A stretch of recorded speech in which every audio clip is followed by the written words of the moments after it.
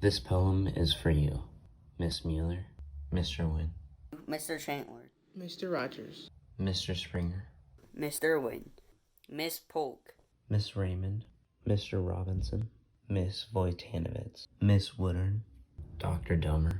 Thank you. These are the saddest of possible words. Tinker to Evers to Chance. Trio of bear cubs and fleeter than birds. Tinker and Evers and Chance. Ruthlessly clicking our gone bubble, making a giant hit into a double.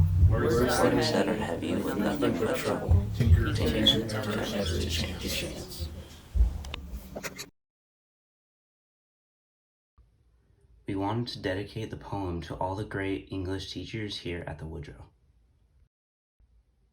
For those that haven't heard the poem, it's about the Chicago Cubs and their trio of infielders: shortstop Joe Tinker, second baseman Johnny Evers, and first baseman Frank Chance. The poem talks about the trio turning many double plays in the 1906 season. An interesting backstory about these three players: they all had to work as one to be as good as they were. In fact, they won 116 games that season. But off the field, they did not get along. In fact, from the history we hear, Tinker and Evers didn't speak to one another off the field for 2 straight years. Something about cab fare. So for this trio to work was one amazing feat.